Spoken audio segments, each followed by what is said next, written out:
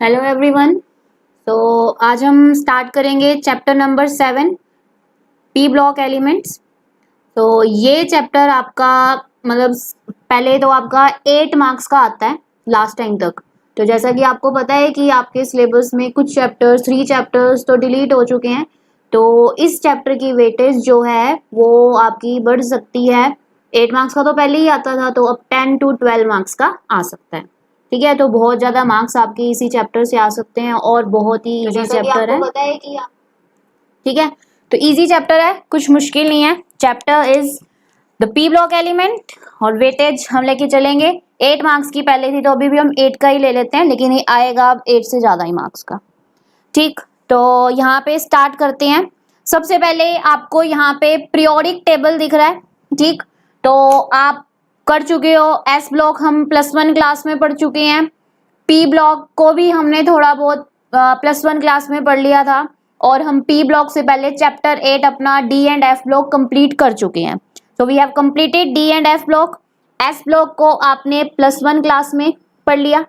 D block आप already study कर चुके हो। अब बच गया ये वाला हमारा पी ब्लॉक, जिसको हमने पढ़ना है। और कितने मार्क्स का आ सकता है ये? 8 मार्क्स का तो कम से कम आना ही आना है। ये 8 मार्क्स का तो आएगा ही आएगा। ठीक, इस चैप्टर में conceptual question, balancing of the reaction, मतलब रिएक्शन कंप्लीट करनी, बैलेंसिंग उनकी आ सकती है। ठीक, इस चैप्टर में से भी आपका मोस्ट जो पार्ट है वो डिलीट हो चुका है। ठीक, तो लेकिन हमने उसको भी एक बार थोड़ा थोड़ा देख लेंगे साथ में। इंटरेस्टिंग है, इजी है, कुछ मुश्किल नहीं है। तो ये 8 to 10 मार्क्स अगर इसमें से आते हैं तो वो आपके पूरे 10 on 10 मार्क्स देना आपके लिए बहुत इजी है। ठीक है, अगर आप ध्यान से करोगे तो। और आपको एक और बात बता दूं मैं, आपके पास जो पी ब्लॉक होता है उसमें कौन कौन से ग्रुप होंगे? 13, 14, 15, 16, 17, 18। सो P block includes 13 group, 14, 15, 16, 17 and 18। तो यहाँ पे आगे आपको जैसे दिख रहा है ग्रुप नंबर 13, 14, 15, 16, 17 एंड 18। इसमें से ये जो ग्रुप 13 और 14 है ये हम 11th क्लास में पढ़ चुके हैं, तो इनके बारे में आपने कुछ नहीं पढ़ना। तो इस बार जो आपके 12th क्लास में है वो कौन कौन से हैं? 15, 16, 17 एंड 18। ठीक, तो ये अब आपने इनके बारे में पढ़ना है। कौन कौन से पढ़ोगे आप? Group 15, group 16, group 17, group 18। तो यहाँ पे क्या होता है, ग्रुप 15 जो होता है वो, जो ग्रुप 13 होता है वो बोरोन से स्टार्ट होता है, तो इसका एक नाम बोरोन फैमिली। यहाँ कार्बन आता है तो it is known as carbon family. तो जहां से हमने स्टडी करनी है, हमने करनी है ग्रुप 15 से, तो नाइट्रोजन फैमिली पढ़ोगे आप। 16 ग्रुप पढ़ोगे ऑक्सीजन फैमिली। हेलोजन, यहाँ पे फ्लोरीन से स्टार्ट होते हैं बट इसको हेलोजन ही बोलेंगे। और that is last one is your inert gases, तो आप इनके बारे में यहाँ पढ़ोगे। तो आपने कहाँ से पढ़ना है? Group 15 to group 18। ठीक, तो हम एक एक करके सारी फैमिलीज के बारे में पढ़ेंगे। अब आपको, अगर आपको इलेक्ट्रॉनिक कन्फिग्रेशन लिखनी आती है, आपने +1 क्लास में सीखी, तो आपको यहाँ पे क्या करना है? बोरोन की इलेक्ट्रॉनिक कन्फिग्रेशन लिखनी है, कार्बन की, नाइट्रोजन की, ऑक्सीजन की, फ्लोरीन की, और उसके बाद हम लिखेंगे नियॉन की। इनकी इलेक्ट्रॉनिक कन्फिग्रेशन लिखनी है, ऑर्बिटल इलेक्ट्रॉनिक कन्फिग्रेशन। सो जैसा आपको आता ही होगा, आप सबने इलेक्ट्रॉनिक कन्फिग्रेशन सीखी हुई है। तो यहाँ क्या आ जाएगी? 1s2, 2s2, 2p1। कार्बन की लिखोगे 1s2, 2s2, 2p2। Nitrogen 1s2, 2s2, p3। Oxygen 1s2, 2s2, 2p4। Fluorine 1s2, 2s2, 2p5। Neon 1s2, 2s2, 2p6। ये सारे मैंने पहला एलिमेंट लिया 13 ग्रुप से 18 ग्रुप तक। बोरोन 13 ग्रुप का है और 18 ग्रुप तक मैंने मतलब हर एक पी ब्लॉक के एक एक एलिमेंट को लिया और उनकी इलेक्ट्रॉनिक कन्फिग्रेशन लिख दी। तो आपको हर इलेक्ट्रॉनिक कन्फिग्रेशन में एक चीज दिख रही होगी, अगर आप ध्यान से देखो तो क्या है, यहाँ पे ध्यान से देखते हो तो सबके लास्ट में क्या आ रहा है? 2s2, 2p, 2s, 2p। यहाँ पे भी s और p, s और p। लेकिन क्या चेंज हो रहा है? आप ध्यान से देखो तो सब में s ऑर्बिटल फिल हो रहा है, s ऑर्बिटल फिल हो रहा है, और लास्ट में जो p है वो चेंज होता जा रहा है। पहले है 1, फिर है 2, फिर है 3, फिर 4, फिर 5, फिर 6, ऐसे चेंज हो रहा है। तो यहां से एक क्वेश्चन पूछ देते हैं वो कि what is the journal electronic configuration of P block. P block की जर्नल इलेक्ट्रॉनिक कॉन्फ़िगरेशन क्या है, ये सिर्फ आपको बताने के लिए था, हम ये +1 क्लास में भी कर चुके हैं। तो क्या होएगी जर्नल इलेक्ट्रॉनिक कॉन्फ़िगरेशन, यहाँ कुछ नंबर आ रहा है आगे जिसको हम लिखेंगे n, आगे लिखा हुआ है s कितने हैं, हर एक उसमें एक एलिमेंट में चेक कर लो s कितने हैं 2, फिर उसके आगे लिखा हुआ है नंबर, उसको हम n लेंगे, फिर लिखा हुआ है p, और p 1 से लेके 6 तक सारे नंबर p ब्लॉक में आ रहे हैं, ठीक है। तो आपको ध्यान रखना है, यहाँ पे भी देखो s2 1 से लेके 6 तक, तो group electronic journal electronic configuration जो होती है वो क्या होती है p ब्लॉक की, ns2, इसमें s ऑर्बिटल में 2 इलेक्ट्रॉन, और जो p में होते हैं वो 1 से लेके 6 तक इसमें आ सकते हैं, ठीक है। तो इस बात का आपने ध्यान रखना है। The journal electronic configuration of p block is ns2 np 1 to 6। तो अब हम क्या करेंगे, सबसे पहले हम लास्ट से स्टार्ट करेंगे, हम इनर्ट गैसेस के बारे में बात करेंगे, ग्रुप 18। पहले मैं आपको ग्रुप 18 कराऊंगी, फिर उसके बाद हम देखेंगे कि हमने कौन सी फैमिली करनी है। क्यों ग्रुप 18 क्यों कर रहे हैं, क्योंकि ये बहुत ही इजी है, ठीक है। तो आपको यहाँ पे दिख रहा है ग्रुप 18 स्टार्ट कर रहे हैं। तो ग्रुप 18 में आपको यहाँ पे एलिमेंट्स दिख रहे हैं, helium, neon, argon, krypton, xenon और रेडोन, ठीक है। सिंबल आपको दिख रहे हैं, helium HeNeAr, Kr, XeRn। So group 18 includes helium, neon, argon, krypton, xenon, radon। यहाँ पे ये एलिमेंट्स आपको दिख गए। All these are gases, ये सारी की सारी गैसेज है, केमिकली अनरिएक्टिव, ये रिएक्ट नहीं करती हैं, they form very few compounds. इसमें से कुछ एलिमेंट्स जो ऐसे हैं वो कुछ कंपाउंड्स बनाते हैं जिनके बारे में हम डिस्कस करेंगे। तो यहाँ पे पहली लाइन तो यही लिखी हुई है, ये सारी ग्रुप 18 में कितने एलिमेंट्स आ गए, helium, neon, argon, krypton, xenon, radon. उसके बाद ये सारी की सारी गैसेज हैं, केमिकली अनरिएक्टिव है, रिएक्ट नहीं करती हैं। क्यों नहीं करती, हम क्वेश्चन पढ़ेंगे आगे। और ये कुछ कंपाउंड्स बनाती हैं और उन कंपाउंड्स के बारे में हम पढ़ेंगे, ठीक। अब आप इस इलेक्ट्रॉनिक कॉन्फ़िगरेशन को देखो तो आपको ध्यान से देखना है। वो पूछते हैं कि ग्रुप 18 की जर्नल इलेक्ट्रॉनिक कॉन्फ़िगरेशन क्या है, तो आपको यहाँ पे दिख रहा है, ध्यान से देखो। इसके लास्ट में क्या आ रहा है, 2s2 2p6, 3s2 3p6, 4s2 4p6, 5s2 5p6, 6s2 6p6। तो अगर आपसे पूछे ग्रुप 18 की जर्नल इलेक्ट्रॉनिक कॉन्फ़िगरेशन क्या है तो आप क्या लिखोगे, पहले लिखोगे, कभी भी कोई नंबर लिखना होता है n, फिर s में कितने इलेक्ट्रॉन है 2, फिर लिखोगे n मतलब नंबर, और p में कितने इलेक्ट्रॉन है 6, एक्सेप्ट हीलियम। हीलियम में ऐसा नहीं है, हीलियम की तो आपने अलग से ही बता देनी है कि हीलियम की इससे अलग है। बाकी सारों में क्या है, s 2 है, p 6 है, और जो नंबर है आगे वो आप बता सकते हो, वो नंबर 2 भी हो सकता है, वो 3 भी हो सकता है, वो 4 भी हो सकता है, वो 5 भी हो सकता है, 6 भी हो सकता है। So you will tell the number 2 3 4 5 6 and so on, clear. तो यहाँ पे हमने क्या लिखा है, ग्रुप 18 में हमने स्टार्ट किया। ग्रुप 18 में अभी तक हमने क्या पढ़ा है, इसके अंदर कितने एलिमेंट्स हैं, helium, neon, argon, krypton, xenon, radon, 6 elements, सारी की सारी गैसेज है, अनरिएक्टिव है, और ये सारे के सारे इसमें से कुछ एलिमेंट्स कंपाउंड्स बनाएंगे जिनको हमने पढ़ना है। इनकी इलेक्ट्रॉनिक कॉन्फ़िगरेशन क्या है, journal ns2 np6 accept helium. Helium की क्या होती है 1s2, और ये जो n है वो कोई भी नंबर हो सकता है। No we have not done group 15, हमने सबसे पहले ही ग्रुप 18 स्टार्ट किया है, इसके बाद कंप्लीट होने के बाद ग्रुप 15 करेंगे। तो अब यहाँ पे सबसे पहले जब कभी भी आप कोई ग्रुप के बारे में पढ़ोगे तो आपने क्या क्या पढ़ना है कि उसके अंदर कौन कौन से एलिमेंट्स हैं। जैसे हमने ग्रुप 18 में पढ़ लिया ये एलिमेंट्स हैं, इनकी जर्नल इलेक्ट्रॉनिक कॉन्फ़िगरेशन क्या है। अब सबसे पहले उसके अंदर जो आगे पढ़ना है ना, अक्रेंस, ये एलिमेंट्स मिलते कहाँ कहाँ पे हैं, ठीक है। तो सबसे पहले हम नोबल गैसेस के बारे में पढ़ रहे हैं, तो ये एलिमेंट्स मिलते कहाँ कहाँ पे हैं ये उसके बारे में है।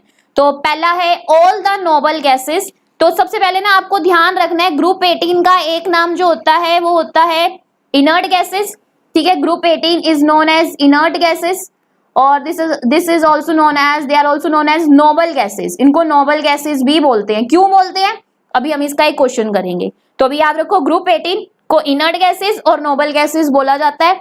और उसमें सबसे पहले ये सारे के सारे elements noble gases means except radon occur in atmosphere, ये सारी की सारी एटमॉस्फेयर में है, ठीक है, ये सारी की सारी एटमॉस्फेयर में है एक्सेप्ट रेडोन, रेडोन नहीं है। उसके बाद नेक्स्ट है their atmospheric abundance in dry air is approximately 1%, और ये सारी की सारी 1% ड्राई एयर में है, और इनमें सबसे ज्यादा आर्गन जो है वो एयर में है। सेकंड पॉइंट में ये लिख दिया, सारी की सारी एटमॉस्फेयर में है, कौन सी एटमॉस्फेयर में नहीं है, रेडोन। और अगर रेडोन को छोड़ दें बाकी सारी बच गई, helium, neon, argon, krypton, xenon, उनमें सबसे ज्यादा एटमॉस्फेयर में कौन है, आर्गन। फिर उसके आगे लिखा है helium and sometimes neon are found in minerals, ये जो हमारे अर्थ क्रस्ट में मिनरल्स मिलते हैं रेडियो एक्टिव ओरिजिन में जहाँ पे होता है, जिसमें से अल्फा बीटा गामा डीके होता है, उनके अंदर भी ये कई बार मिलते हैं। कौन कौन सी, आपको क्वेश्चन दे दें कि 2 नोबल गैसेस का नाम बताओ जो मिनरल्स में मिलते हैं रेडियो एक्टिव ओरिजिन में, तो मिनरल्स में कौन सी मिलती हैं, हीलियम एंड नियोन। तो पहला क्वेश्चन यहाँ पे है नोबल गैसेस एटमॉस्फेयर में मिलती हैं, ऐसी कौन सी है जो एटमॉस्फेयर में नहीं मिलती। दूसरा क्वेश्चन है एटमॉस्फेरिक अबंडेंस ड्राई किसकी सबसे ज्यादा है, आर्गन की। Name 2 noble gases which found in minerals, helium and neon, sometimes neon. तो ये मिनरल्स के नाम लिखे हुए हैं, पिच ब्लेंड, मोनाजाइट, स्लाइवेट। तो ये आपको इतना अगर लर्न नहीं होता है तो कोई दिक्कत नहीं है, आपको सिर्फ इतना बताओ हीलियम और नियोन जो है वो मिनरल्स में मिलते हैं। Yes, Nobel gases means fully filled electronic configuration, अभी इससे रिलेटेड क्वेश्चन करेंगे। फिर उसके बाद है the main commercial source of helium is natural gas. तो जो हमारी नेचुरल गैस होती है, कमर्शियल का मतलब है कमर्शियली जब अर्निंग के लिए काम करते हैं, तो हीलियम जो है कमर्शियल सोर्स है मनी अर्न करने के लिए, तो नेचुरल गैस से भी वो मिल सकती है। जिनोन और रेडोन आर रेयरेस्ट एलिमेंट, ये बहुत कम मिलते हैं। और रेडोन जो होता है, यहाँ पे लिखा है ना नोबल गैसेस जो हैं वो एटमॉस्फेयर में मिलती हैं सिर्फ रेडोन को छोड़ के, तो रेडोन कैसे मिलेगा, so it is obtained by decay product. तो ये डीके प्रोडक्ट है, मतलब जब अल्फा बीटा गामा रेडिएशंस होती हैं तब जाके हमें रेडियम से क्या मिलता है, रेडोन मिलता है। तो ये हमेशा कब मिलता है हमें, डीके प्रोडक्ट होने पे। तो एक क्वेश्चन है जो एनसीईआरटी का है, Why it has been difficult to study the chemistry of radon। तो बाकी सारे हम पढ़ सकते हैं, हम हीलियम की स्टडी कर सकते हैं, नियोन पढ़ सकते हैं क्योंकि हमारे एटमॉस्फेयर में है, लेकिन हम रेडोन की स्टडी क्यों नहीं कर सकते। Radon is radio active with very short life. तो ये अल्फा बीटा गामा डीके होने के बाद पड़ता है, इसकी शॉर्ट हाफ लाइफ आपने पढ़ी थी, तो इसकी बहुत शॉर्ट हाफ लाइफ इसकी शॉर्ट होती है। तो इसको पढ़ने से पहले ये क्या हो जाता है, खत्म हो जाता है, तो हम इसकी स्टडी को इतना इजीली नहीं कर सकते। ठीक है, कोई भी ऐसा एलिमेंट हो जिसकी हाफ लाइफ ही बहुत कम हो कि वो बहुत जल्दी खत्म हो जाएगा, एटमॉस्फेयर में आए, हमारे पास आए, हम उसको पढ़ने लगे, उससे पहले ही वो खत्म हो गया, डिसइंटीग्रेट हो गया, खत्म हो गया, तो हम नहीं पढ़ पाएंगे। तो ऐसा ही रेडोन है, रेडोन का क्या है, हाफ लाइफ बहुत कम है, तो स्टडी करना उसकी बहुत मुश्किल है। So we can not study the chemistry of radon. ठीक, उसके बाद आगे Why are the elements of group 18 known as noble gases। तो इसका आंसर तो आप सारे पहले ही मतलब आपको पता ही होता है, हम पहले भी करते हैं।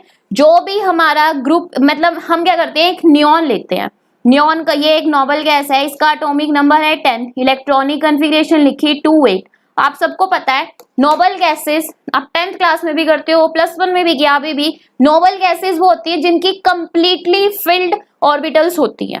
ठीक है, सो दैट्स वाई इसको किसी चीज की जरूरत नहीं है, कोई इलेक्ट्रॉन की जरूरत नहीं है, तो इट मींस ये अनरिएक्टिव, कुछ नहीं चाहिए इनको, that's why they are known as noble gases. The elements present in group 18 have their valence shell completely filled। जो इनके वैलेंस शेल हैं वो completely filled हैं and therefore react with। अब क्या है, आपने एक बात की ध्यान रखनी है, अब आप जो पढ़ रहे हो ना ग्रुप 18, आज तक आप ये पढ़ते आए हो कि जो ग्रुप 18 है वो कभी भी किसी के साथ कंपाउंड नहीं बनाता, उसकी कोई रिएक्शन नहीं होती है। बट आपको ध्यान रखना है, वो कल हम पढ़ेंगे उसके बारे में, जो नोबल गैसेस है ना वो रिएक्ट करती हैं, लेकिन थोड़े एलिमेंट्स, ठीक है, कुछ एलिमेंट्स के साथ रिएक्ट करती हैं।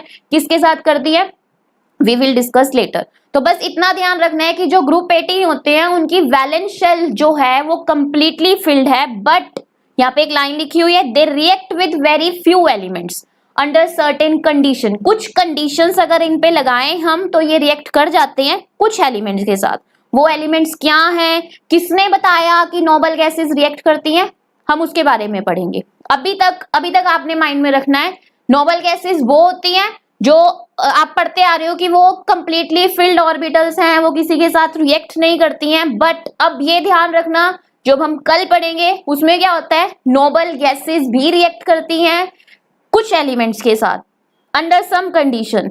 वो कंडीशंस क्या हैं, किसने बताया वो रिएक्ट करती हैं और किस एलिमेंट्स के साथ रिएक्ट करती हैं, ठीक है, वो पढ़ना है हमने, ठीक। बट सबके साथ नहीं करती।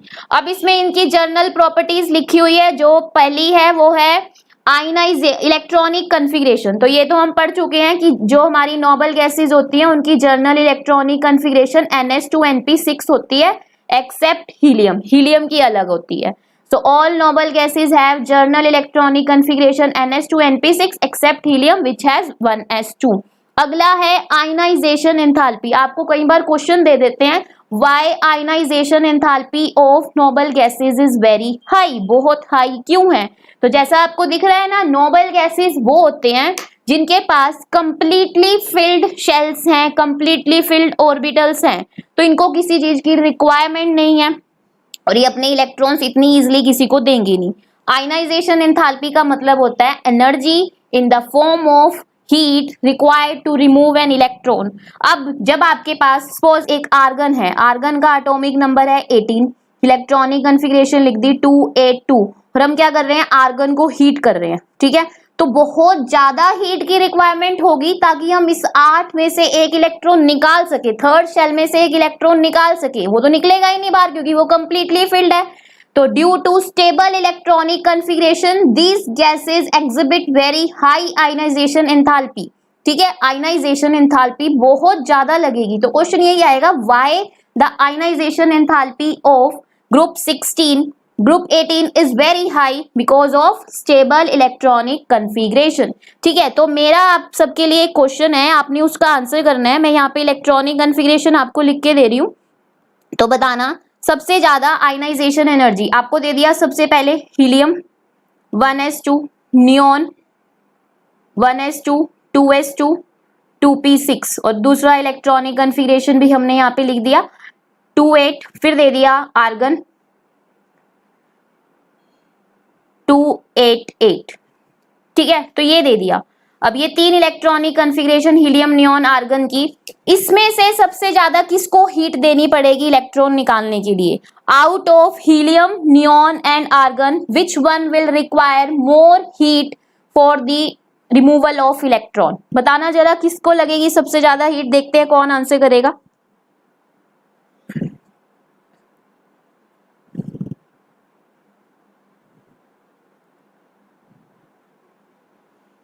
हीलियम, नियॉन और आर्गन, आप उन सबको 1 किलो जितने इक्वल अमाउंट ऑफ हीट दे रहे हो, तो उनमें से हमने इलेक्ट्रॉन निकालना है, किसको ज्यादा हीट देनी पड़ेगी, जल्दी बताओ।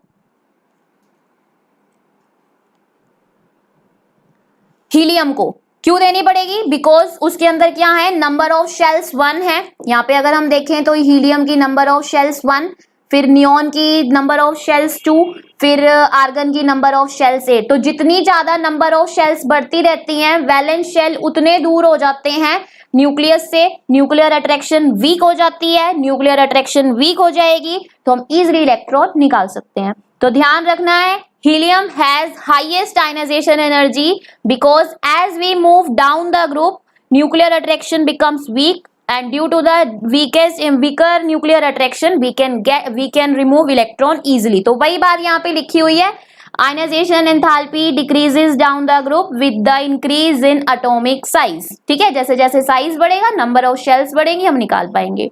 अब उसके बाद atomic size, atomic radii increases down the group. आपको तो पता है ना, हीलियम की 1 शेल, फिर उसके बाद नियॉन की 2, फिर आर्गन की 3। तो जैसे जैसे शेल्स बढ़ती जा रही हैं तो वैसे वैसे नंबर, इसका एटॉमिक साइज बढ़ता जा रहा है। तो वही बोल रहे हैं, as we move down the group number of shells increases. अब मुझे एक बात और बताओ, आपको यहाँ पे पता है कि हीलियम, नियॉन और आर्गन के पास, सबके पास कंप्लीटली फिल्ड शेल है, इनको किसी इलेक्ट्रॉन की जरूरत नहीं है। तो इलेक्ट्रॉन गेन एंथैल्पी आ गया अब, ठीक है। Since noble gases have stable electronic configuration, stable electronic configuration है, they have no tendency to accept the electron, इनको किसी इलेक्ट्रॉन की जरूरत नहीं है क्योंकि उनके पास पूरे के पूरे इलेक्ट्रॉन हैं। देयरफॉर हैव लार्ज पॉजिटिव, बहुत ज्यादा पॉजिटिव वैल्यू होती है इसकी इलेक्ट्रॉन गेन एंथैल्पी की। तो क्वेश्चन आ जाए why the electron gain enthalpy of noble gases is zero, या तो जीरो बोल देंगे या बोलेंगे very large positive value. Why? Because they have completely filled shell and they have no tendency to accept the electron. बस इसका answer यही है। फिर आपको यहाँ पे आगे दे रखा है why noble gases have zero valency. Zero valency means no, valency का मतलब क्या होता है? टेंडेंसी टू लूज इलेक्ट्रॉन और टू गेन इलेक्ट्रॉन। इनको तो जरूरत ही नहीं है किसी इलेक्ट्रॉन की, इनके पास तो सारे इलेक्ट्रॉन, इनकी कंप्लीटली फिल्ड शेल है, so they do not require any electron as there is no free electron in the valence shell as well as element are already in a stable state। stable है ये, इनको नहीं चाहिए कुछ भी, so the valency of a noble gases is zero। आपको पता है ना, इतने एग्जाम्पल कर लिए, एटॉमिक नंबर 10 to 8, 8 ही तो करने होते हैं लास्ट में, 8 तो हैं पड़े, चाहिए ही नहीं कुछ भी, so it means its valency is zero। ठीक है, तो ध्यान रखना है। उसके आगे है फिजिकल प्रॉपर्टीज, तो यहाँ पे लिखा हुआ है all the noble gases are monoatomic. Monoatomic का मतलब जैसे हम पढ़ते हैं ना H2 होता है, तो हाइड्रोजन हमेशा ऐसे H2 फॉर्म में मिलते हैं, तो इसको बोल देते हैं डाई एटॉमिक हो गया। फिर उसके बाद हम पढ़ते हैं यहाँ पे और एग्जाम्पल ले O3 ओजोन, ये ट्राई मतलब ऑक्सीजन के 3 एटम हैं, तो ये ट्राई एटॉमिक हो गया। तो ऐसी जो नोबल गैसेस होती है ना, उनको वो अकेले रहती है, मतलब वो हमेशा He अकेला मोनो एटॉमिक, एक एटम, नियोन, आर्गन, क्रिप्टोन, ऐसे वो एटॉमिक फॉर्म में रह, मतलब मोनो एटॉमिक है, अकेले रहेंगी। तो पहला ये पॉइंट हो गया। देयर आर कलरलेस, आपको मैंने बताया कि जो ये सारी गैसेस हैं एक्सेप्ट रेडोन, ये हमारे एटमॉस्फेयर में है, हमें तो नहीं दिख रही, बिकॉज दे आर कलरलेस, ऑडियरलेस, कोई इसमें से स्मेल नहीं आती, कोई टेस्ट नहीं है इनका। They are sparingly soluble in water, slightly soluble होती है पानी के अंदर। They have low melting and boiling point, इनका मेल्टिंग और बॉइलिंग पॉइंट बहुत लो होता है इनके अंदर, जो आपने स्टेट्स ऑफ मैटर चैप्टर पढ़ा था क्लास +1 में, वो बताया था। इसके अंदर डिस्पर्जन फोर्सेस, लंडन फोर्सेस होती है जो सबसे वीकेस्ट फोर्सेस होती हैं। ठीक है, हीलियम का बॉइलिंग पॉइंट सबसे लो होता है, फिर उसके बाद इसका सबका बॉइलिंग पॉइंट यहाँ पे लो है, और सबसे कम किसका है? हीलियम का। तो सबसे पहले यहाँ लिखा है जितनी भी आपकी नोबल गैसेस हैं all are monoatomic, all are colourless, odourless, no characteristic smell, tasteless, slightly soluble in water and they have very low melting and boiling point as they have very weak van der Waals force of attraction। तो पहला question, noble gases have very low boiling point, why? Boiling point कम क्यों है? तो पहला हमने ये बता दिया कि एक तो ना ये मोनो एटॉमिक फॉर्म में रहती है, इनकी फोर्स ऑफ अट्रैक्शन तो होती ही नहीं, क्योंकि अगर आपके पास फोर्स ऑफ अट्रैक्शन कब होगी? जो दो एटम आपस में कंबाइन करेंगे तभी तो उनके बीच में फोर्स ऑफ अट्रैक्शन होगी, तो ये तो रहती ही एक है, मोनो एटॉमिक फोर्स में है। So have no interatomic force except, इसमें कभी ये वाली फोर्स लग जाती है weak dispersion forces, that is also known as London forces. तो ये वाली फोर्स इसमें लगती है जो कि बहुत वीक है। अब फोर्स ऑफ अट्रैक्शन इतनी वीक है तो ये बॉइलिंग पॉइंट भी कम होगा।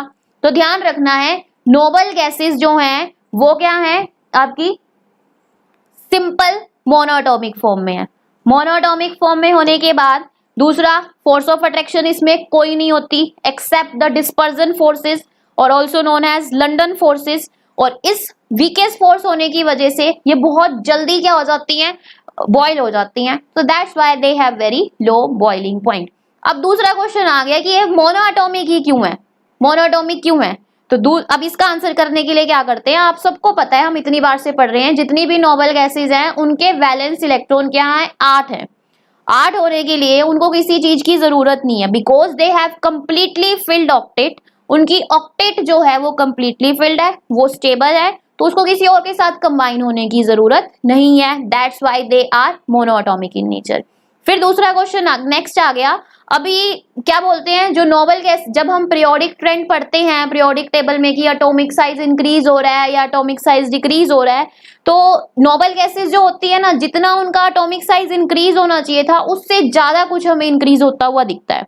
तो why do Nobel gases have comparatively large atomic size? जितना इंक्रीज होना चाहिए था इंक्रीज हुआ, लेकिन उस कुछ ज्यादा क्यों इंक्रीज हुआ? तो इसका आंसर है इन इनर्ट और noble gases all the orbitals are completely filled, means they have, इसके वैलेंस इलेक्ट्रॉन जो हैं वो कितने हैं, 8 हैं, और इलेक्ट्रॉन क्या होते हैं, नेगेटिव चार्ज होती हैं। अब ये नेगेटिव चार्ज आपस में क्या करेंगे, रिपल्शन, रिपल्शन होने की वजह से रिपेल होंगे, और रिपेल होने की वजह से इनका साइज क्या हो जाता है, थोड़ा सा इंक्रीज हो जाता है। ठीक है, तो यहाँ पे बस ये आपने नोबल गैसेस के बारे में पढ़ा, जहां उसकी फिजिकल प्रॉपर्टीज आ गई और हमने उसके बारे में सब पढ़ लिया। तो यहाँ क्या क्या पढ़ा आपने, हमने सबसे पहले देखा जो हमारी नोबल गैसेस होती हैं वो क्या होंगी, नोबल गैसेस है helium, neon, argon, krypton, xenon, radon. इनकी जर्नल इलेक्ट्रॉनिक कन्फिगरेशन है NS2 NP6 except for the helium, उसकी है 1s2। ठीक है, all the noble gases are present in the atmosphere except radon, और in atmosphere argon is in the major constituent. Helium and neon are also sometimes neon are found in minerals also, और commercial source helium का natural gas है, और radon जो होती है वो radioactive decay product है, that's why we can not study the chemistry of radon. ठीक है, फिर उसके बाद आगे है ग्रुप 18 को नोबल गैसेस क्यों बोलते हैं, वो इसलिए बोलते हैं क्योंकि इनके अंदर कंप्लीटली फिल्ड शेल्स होते हैं, ये अनरिएक्टिव होते हैं, दैट्स व्हाई, और they are also known as inert gases. Ionization enthalpy इनकी बहुत हाई है क्योंकि इनके अंदर से इलेक्ट्रॉन निकालना बहुत ही ज्यादा मुश्किल है। फिर एटॉमिक साइज इनका डाउन द ग्रुप इंक्रीज होता है, और इलेक्ट्रॉन गेन एंथैल्पी ग्रुप 18 की बहुत हाई होती है, लार्ज पॉजिटिव है, या फिर जीरो भी बोल सकते हैं क्योंकि इनको जरूरत नहीं है किसी इलेक्ट्रॉन की, वो कंप्लीटली फिल्ड है, उनको नहीं चाहिए कोई electron. Why do Nobel gases have zero valency, क्योंकि उनको किसी इलेक्ट्रॉन, या तो उनको इलेक्ट्रॉन लूज करने की जरूरत है ना गेन करने की जरूरत है, उनके लास्ट में 8 है तो उनको किसी चीज की जरूरत नहीं है। फिजिकल प्रॉपर्टीज में दे आर मोनोएटॉमिक, अकेले अकेले रहते हैं, कोई फोर्स ऑफ अट्रैक्शन की जरूरत नहीं है, फोर्स ऑफ अट्रैक्शन लगती है तो कई बार उनके बीच में London forces, weak dispersion forces होती है। कलरलेस है, ऑडियोलेस है, टेस्टलेस है, स्लाइटली सोल्यूबल हो जाते हैं वाटर में। अब उनके अंदर जब कोई फोर्सेस ही नहीं है, सबसे वीकेस्ट फोर्स लग रही है, तो इन पे तो जरा सा टेम्परेचर होगा, ये बॉयल होना स्टार्ट हो जाएंगे, मेल्ट हो जाएंगे, तो their melting point and boiling point is very low. So why their melting and boiling point is low? Because they have, being monoatomic, they have weakest force, that is dispersion forces. Why do noble gases monoatomic? अब वो monoatomic ही क्यों है? क्योंकि ये stable है, 8 electron है last में, किसी की जरूरत नहीं है। तो लास्ट में कंपैरेटिवली लार्जर साइज क्यों है इनका, वो इसलिए है क्योंकि इनके लास्ट में 8 इलेक्ट्रॉन है, तो मैक्सिमम रिपल्शन इनको मिल जाती है। रिपल्शन होगी, रिपल्शन होने की वजह से साइज इंक्रीज हो जाता है, रिपेल करेंगे, रिपेल पे तो अट्रैक्ट पे साइज कॉन्ट्रैक्ट होते हैं, रिपल्शन पे वो क्या हो जाती है, एक्सपेंशन। ठीक है, जैसे हमने लैंथेनॉइड कॉन्ट्रैक्शन पढ़ा था, जब कभी भी कॉन्ट्रैक्शन होती है तो कोई भी चीज आपस में क्लोज होने की कोशिश करेगी, और जब रिपल्शन होगी तो वो दूर भागेंगे, और दूर जाएंगे तो साइज अपने आप ही बढ़ेगा। तो वही लिखा हुआ है कि नोबल गैसेस का साइज इंक्रीज क्यों कर जाता है, कंपैरेटिवली ज्यादा क्यों है, क्योंकि लास्ट में 8 इलेक्ट्रॉन है, और इतने इलेक्ट्रॉन आपस में रिपल्शन तो करेंगे, और रिपल्शन की वजह से साइज बढ़ेगा उनका। तो ये हो गया आपका। अब मैंने आपको जैसा पहले बोला था कि नोबल गैसेस जो होती हैं, हम पढ़ते हैं कि अनरिएक्टिव होती है, ये कभी भी किसी के साथ कंबाइन नहीं करती हैं। तो हम नेक्स्ट क्लास जो कल पढ़ेंगे उसमें पढ़ेंगे कि नोबल गैसेस भी है ना, वो कंबाइन करती हैं, वो अलग अलग तरह के कंपाउंड्स बनाती हैं, सारी नहीं, कुछ किस एलिमेंट्स के साथ कंबाइन कर रही है वो पढ़ेंगे, और किसने बताया, कौन इंस्पायर हुआ ये सब करने के लिए, उनके बारे में पढ़ेंगे। ठीक है, थैंक यू।